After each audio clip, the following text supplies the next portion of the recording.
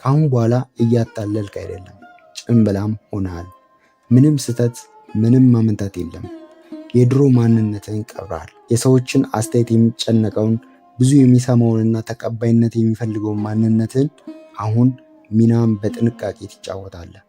ምክንያቱም እውነተኛ ማኪያቬሊ እውነትን አይፈልግም፣ እውነትን ይጠቀማል፣ ያጣጥመዋል፣ የሚፈልገውን ለማግኘት ይሸጠዋል። ቁጥጥር የሚመጣው ኃይልን በማሳየት ሳይሆን ኃይልን ማሳየት አስፈላጊ በማይሆንበት ደረጃ ላይ በመድረስ ነው። ይህ የድል ሁለተኛው እርምጃ ነው። ምስሉን መቆጣጠር፣ የታይታውን ማንነት ማስተዳደር እና ዓላማህን መደበቅ። እናም ጊዜው ሲደርስ እርምጃ መውሰድ። አሁን ራስህን ጠይቅ። ጭምብሉን ለብሳል ወይስ ጭምብሉ አንተ ለብሰዋል? አሁን ግን አንድ በውስጥ የሚንሸኳሹክ ነገር ይኖራል። ይህ ትክክል ነው የሚል ያንን ድምፅ ግደለው። ምክንያቱም የጥፋተኝነት ስሜት እንደ ውሻ ማሰሪያ ገመድ ነው። ያንን ገመድ የማይጠቀሙ ሰዎች ደግሞ የሚሰማቸውን ሰዎች ይገዛሉ። ኒኮሎ ማኪያቬሊ አብዛኞቹ ሰዎች ሳይረዱ በፊት እንዲህ ብሎ ነበር። በሰዎች በተለይ በልዑላን ድርጊት ውስጥ ውጤቱ መንገዱን ያጸድቃል። ስሜት አይደለም፣ ዓላማ አይደለም፣ ሞራል አይደለም። ውጤቱ ብቻ ነው ዋጋ ያለው። ታሪክ ደግሞ ሰዎችን አያስታውስም። ታሪክ የሚያስታውሰው ነገስታትን ነው። አሁንም ደግነት ይጠበቅብኛል የሚል ቅዠት ውስጥ ካለ አንተ ታዳኝ ነህ። ሰዎች ለደግነት ክብር አይሰጡም፣ ይጠቀሙበታል። ለፍትሃዊነት አያደንቁም፣ ይበዘብዙታል። ያንተ ርኅራኄ ለነሱ እድል ነው። ያንተ ምህረት ለነሱ መግቢያ ቀዳዳ ነው። ያንተ የጥፋተኝነት ስሜት ደግሞ ለነሱ መሳሪያ ነው። ማኪያቬሊ እንዲህ ብሎ ጽፏል። በሁሉም ድርጊት ደግ ለመሆን የሚጥር ሰው ደግ ባልሆኑ ሰዎች መካከል መጥፋቱ አይቀሬ ነው። ስለዚህ ራስን ጠይቅ። ማንም በማይመለከተው የሞራል ሕግ ለምን ራስን ታስራለህ? አንተን ዝግ ለማድረግ በተዘጋጁ ሕጎች ለምን ትጫወታለህ? እውነቱ ጨካኝ ቢሆንም ነፃ የሚያወጣው ነው። የጥፋተኝነት ስሜት የመልካምነት ምልክት ሳይሆን የቁጥጥር ምልክት ነው። የራስህን ጥቅም እንዳትሰራ አንተ ውስጥ የተከተበ መከላከያ ነው። ለራሴ የሚጠቅም እርምጃ ለመውሰድ ባመነታ ቁጥር እንዲበል ይህ በጭንቅላቴ ውስጥ ያለው የማን ድምፅ ነው? የማንን ይሁንታ ነው የምፈልገው? መልሱ መቼም ያንተ አይሆንም። በጥፋተኝነት ስሜት የሚንቀሳቀስ ሰው ሊተነበይ ይችላል። ሊተነበይ የሚችል ሰው ደግሞ ሊታለልና ሊቆም ይችላል። ነገር ግን ምንም የማይሰማው የስልትና የስትራቴጂ ቅዝቃዜ ብቻ ያለው ሰው ሊቆም አይችልም። ታላላቅ ሰዎች የሚንቀሳቀሱት በዚህ መንገድ ነው።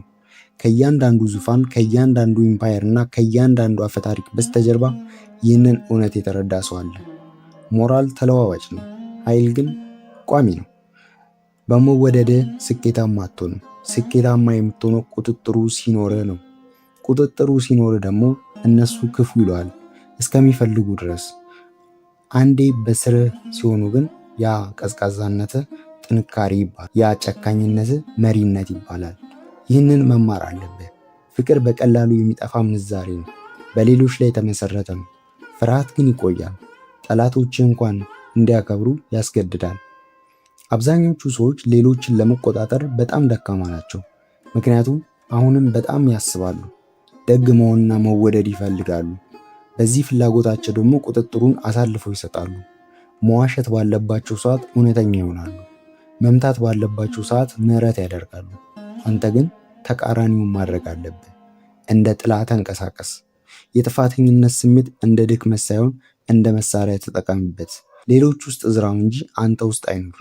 አንተን በመጠራጠራቸው እንዲጸጸቱ አድርግ። ያንተን ድርጊት በመጠየቃቸው ይቅርታ እንዲጠይቁ አድርግ። ችግሩ እነሱ እንደሆኑ እንዲያስቡ አድርግ። ይህ የከፍተኛ ደረጃ ተጽዕኖ ነው። ይህ ዝምተኛው የበላይነት ነው። አንዴ የአንድን ሰው የጥፋተኝነት ስሜት ከተቆጣጠርክ ውሳኔያቸውን፣ ሐሳባቸውንና ማንነታቸውን ተቆጣጠርክ ማለት ነው። ስልጡን የማኪያቬሊ ገዢዎች ጠንካራ ጠላቶቻቸውን የሚያሸንፉት በዚህ መንገድ ነው። በአካል አይገጥሙም፣ በአስተያየትና በታይታ ይዋጋሉ። የአንድን ሰው እውነታ ማሸነፍ ከቻልክ እጅን ሳታነሳ ታሸንፈዋለህ። በጣም ኃያል የሆኑ ሰዎች በደንብ ተኝተው ያድራሉ። ይህ የሆነው ጻድቅ ስለሆኑ ሳይሆን ስላሸነፉ ነው። ምክንያቱም አሁን የምትማረውን እውነት ስለተረዱ ነው። የጥፋተኝነት ስሜት እውነት ሳይሆን ተንኮል ነው። ለአንተ የሚጠቅመን ለማድረግ ከአሁን በኋላ ማንንም ይቅርታ አትጠይቅም። እውነትን ወይም ውሸትን ለመጠቀም አታመነታም፣ ውጤቱ ኃይል እስከሆነ ድረስ። አንተ እዚያ ያለው እንድትረዳ ሳይሆን እንድትታዘዝ ነው። ይህ አራተኛው ለውጥ ነው። በዝምታ አሸንፈ ሁልጊዜ አሸንፍ። እነሱ ማየት የማይችሉትን ማጥቃት አይችሉም። ሊገልጹት የማይችሉትንም ደግሞ ማጥፋት አይችሉም። ኃይል ሁልጊዜም አይጮህም። አንዳንዴ ይንሾካሾካል፣ አንዳንዴ ደግሞ ምንም አይናገርም። ማኪያቬሊ እንዲህ ብሏል፣ ብልህ ሰው ሞኝ በመጨረሻ የሚያደርገውን ወዲያውኑ ያደርጋል። ሞኝ ሰው ይፎክራል፣ ያወራል፣ እቅዱን ይዘረግፋል፣ ከመንቀሳቀሱ በፊት ይናገራል፣ ከዚያም ለምን እንደተገታ ይደነቃል። ብልህ ሰው ግን ያለምንም ድምፅ ይንቀሳቀሳል። ጥያቄ ከመጠየቁ በፊት እርምጃ ይወስዳል። ሰዎች ሲነቁ ነገሩ አልቋል። በዝምታ እንዴት እንደሚንቀሳቀስ፣ በዝምታ እንዴት እንደሚመታ እና ውጤቱን ብቻ ትቶ እንዴት እንደሚሰወር እየተማርክ ነው። ማውራት መተማመንን ያሳያል ብለህ ታስባለህ? ምንም አያሳይም። ብዙ በተናገርክ ቁጥር ብዙ ሚስጥር አሳልፈህ ትሰጣለህ። በጦርነት ውስጥ አንዲት አረፍተ ነገር እንኳን ሁሉንም ነገር ሊያስከፍል ይችላል። ማኪያቬሊ እንዲህ ሲል አስጠንቅቋል፣ በማታለል ሊገኝ የሚችልን ነገር በጉልበት ለማግኘት መቼም አትሞክር። ወደ ክፍል ውስጥ ገብተህ ክብር አትለምንም። ሳይታወቅብህ ትገባለህ። ስትወጣ ግን ሁሉም የሚያስታውሰውን ስም አንተ ትሆናለህ። ይህ የኃይል ፓራዶክስ ነው። ምንም እንዳልሆንክ ታይ፣ ግን ሁሉንም ተቆጣጠር። ምንም ጉዳት እንደማታደርስ ጸጥተኛና ተራ ሰው መስለህ ታይ። ይሳቁብህ፣ ይናቁ፣ በጣም ቀዝቃዛ ነው ይበሉ። ይህ ጥሩ ነው፣ ምክንያቱም ካንተ ምንም የማይጠብቁ ከሆነ ለአንተ ዝግጅት አያደርጉም። ያ ደግሞ በፈለግክ ጊዜ ለመምጣት ነፃነት ይሰጣል። ልዑል በሚለው መጽሐፉ ማኪያቬሊ እንደዚህ ይጽፏል፣ ሁሉም ሰው የምትመስለውን ያያል፣ ጥቂቶች ግን በትክክል ማን እንደሆንክ ያውቃሉ። አንተ ምንድን ነህ? አንተ በዝምታ የተሸሸግ ስትራቴጂ ነህ። ከቀዝቃዛ አይኖች በስተጀርባ ያለህ እሳት ነህ። ጩኸታም ወንዶች ጠብ ይጀምራሉ፣ ዝምተኛ ወንዶች ግን ጠቡን ይጨርሱታል። በዝምታ ስትኖር ሁለት ገዳይ ጥቅሞችን ታገኛለህ። አንደኛ፣ ትታዘባለህ።